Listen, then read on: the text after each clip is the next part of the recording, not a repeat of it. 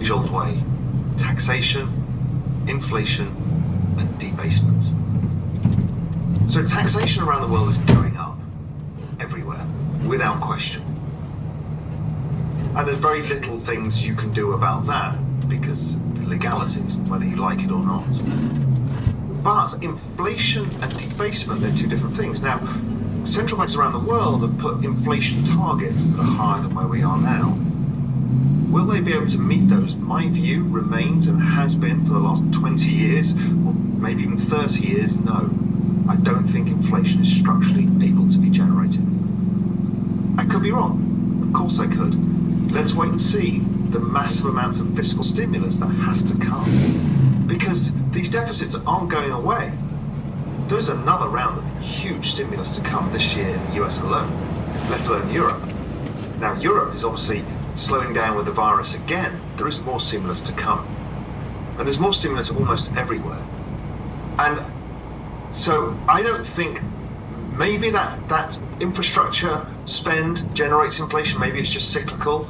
Maybe it's structural. Maybe everything changes. I do not see how you get around the rise of technology, the aging population, globalization, and the dynamics of debt. I don't know how you generate inflation in that. So let's assume that that doesn't happen. It's cyclical, spooks the bond market, Fed do yield curve control, and expand their balance sheet again when that happens. So that's an interesting thing. But monetary debasement is the thing that I thought about. And I think people confuse inflation, CPI, and debasement.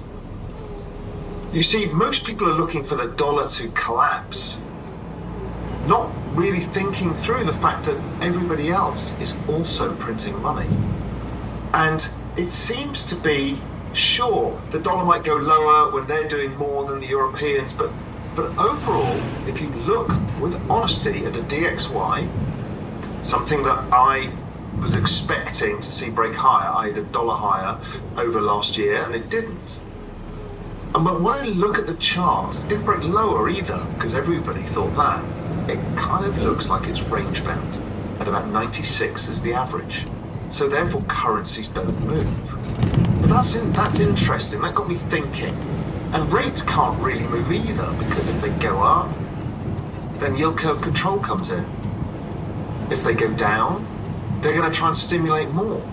So then rates come drift higher a bit. So let's say US 10-year rates are maybe range bound between 0 and 2%. Maybe they go negative, maybe not. But either way, there's no rates trade to be had. The death of macro in rates, I think, is writ large. And I know many people think, no, you can short rates forever, inflation's coming back. Yeah, but the central bank are not going to do that. And we've seen that in Japan. So what's very interesting is that as yield curve control comes in, it means that they buy bonds, and the central bank buy bonds by printing money. So I looked at that, and I looked at, okay, if there's no inflation, then where is this monetary printing going? And the argument had been for a long time that I didn't agree with, that QE found its way into financial markets. And I thought, I don't see that mechanism per se. Of course, it finds its way in some places. Wealthier people, corporates with better balance sheets find it easier to borrow. You see it, in the credit markets, how easy they are, that kind of thing. I get that. But the equity market was the one that didn't really pass the smell test, because the equity market rose on the back of QE, but volumes didn't. So then, what's the buying? Where is the buying? What's going on? And at that point, I started looking at the chart of Bitcoin versus other assets. And many of you will have seen this in Macro Insiders and also on Twitter. And so what became clear, and this was we're now talking about September, October last year, that Bitcoin had already and was about to outperform every single asset on Earth. So all of the charts of, let's say, Bitcoin versus the S&P, Bitcoin versus the NASDAQ, Bitcoin versus gold, Bitcoin versus real estate, Bitcoin versus anything I could find, any asset. Sure, you can all find a single stock that's done better, but an asset class. Not one asset class on earth looked like it was going to outperform Bitcoin. I'd never seen anything like that in my entire career. That made me pay attention. And then I put it against the Fed balance sheet. First I looked at the S&P versus the Fed balance sheet, because the Fed balance sheet is the purest expression of monetary printing. I also use the G4 central bank balance sheets to look at the global printing of money. But let's use the S&P versus the Fed balance sheet. You can see the chart here. The market basically fell in 2008 80% and traded sideways ever since in this chart.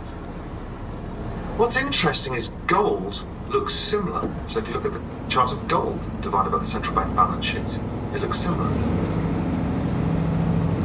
And if I look at the chart of real estate versus the central bank balance sheet, it too looks similar. But if I look at the chart of gold, which is the oldest denominator, the form of money, against the S&P doesn't look particularly expensive. A little bit expensive, but not the bubble that we're seeing. And that got me thinking about these relative asset prices and the fact that Bitcoin was outperforming everything. And I realized that I think we're all looking at this wrong, and I certainly had been. What that chart shows, or those charts, is that the denominator, which is not the US dollar per se, but the value of fiat currency in terms of what assets it could buy, because these are all fixed assets essentially, or low supply assets. Anything that was a low supply asset was going up in price, but it was going up in price in dollar terms. But when you look in money printing terms, they were basically holding their own after the massive collapse of 2008. And that intuitively feels right to us. You know, the anger and the frustration and the economic misery that's happened since is a function of that. And that makes sense. Variable inputs, like consumer goods and wages, were destroyed by this. And that makes sense too. So with your wage, you were able to buy less assets. So if assets are a way to create savings for future consumption, you were able to buy less of it. And so in lies the pension crisis. So in lies the ability for millennials to buy housing. So in lies why the middle classes got holed out. Now, obviously, wages is also a competition amongst global workers. It's also a competition, importantly, against technology, which is slowly grinding away and destroying job after job after job. So this is creating this imbalance. So everyone's dead right. The central banks are creating the problem here because they're doing the age-old thing of debasing currency. Everybody's looking the wrong way because they're looking for CPI inflation, saying costs of goods are going up. Yes and no. The cost of some things are going up. Things like that are driven by the baby boomers because they've been the driver of inflation. Stuff like healthcare, and also their kids, the millennials, the record number, drove up the cost of tuition. That's actually coming down now because they're all coming out of university age and the Gen Z generation's smaller. But the boomers still drive that. But overall, the basket of goods falls, but the basket of fixed assets keeps going up. And what it's doing, it's just readjusting its price terms versus the fall in the denominator since 2008, which is the endless printing of money. So it's not that it's creating a bubble. The bubble is in the central bank balance sheet. The assets are not in a bubble because when you look at them relative to each other, they make pretty much total sense. So that's a big change of thinking. You need to think about what that means. But the only asset in the world that is offsetting the monetary printing is not gold, it's Bitcoin. Bitcoin has not only offset the monetary printing, but massively outperformed it. One other asset has, which is the NASDAQ, after 2008. Before 2008, no. Bitcoin didn't exist before 2008 either, so in fair terms, the NASDAQ does. I'll come on to that towards the end. But Bitcoin is the one thing that is outperforming the Fed balance sheet. And that means that it is offsetting the debasement of currency. We can look at this trend globally too. It works for the MSCI world versus the G4 central banks.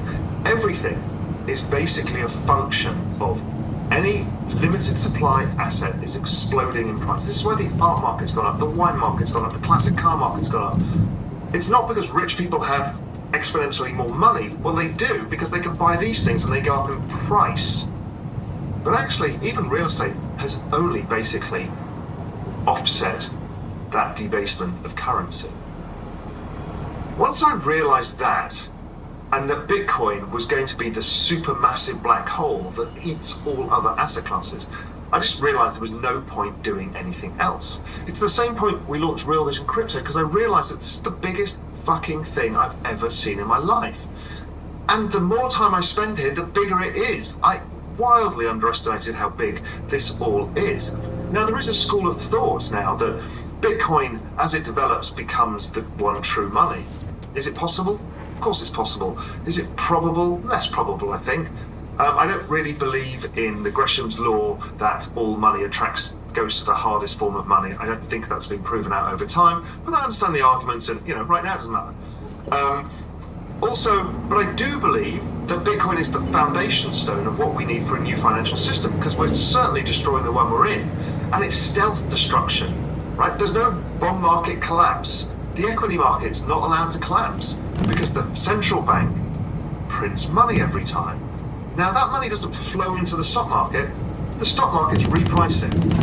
Again, just to get this across, here's the chart of the Venezuelan stock market. It's gone exponential. Here's the chart of the Venezuelan stock market in dollar terms. It's collapsed from the currency deval and then traded sideways since. That is exactly the same mechanism. It was exactly the same mechanism in the Weimar Republic. Now, I don't necessarily know or think we go that far, but who the fuck knows? That's why we need the right life raft, because we're going into unprecedented times.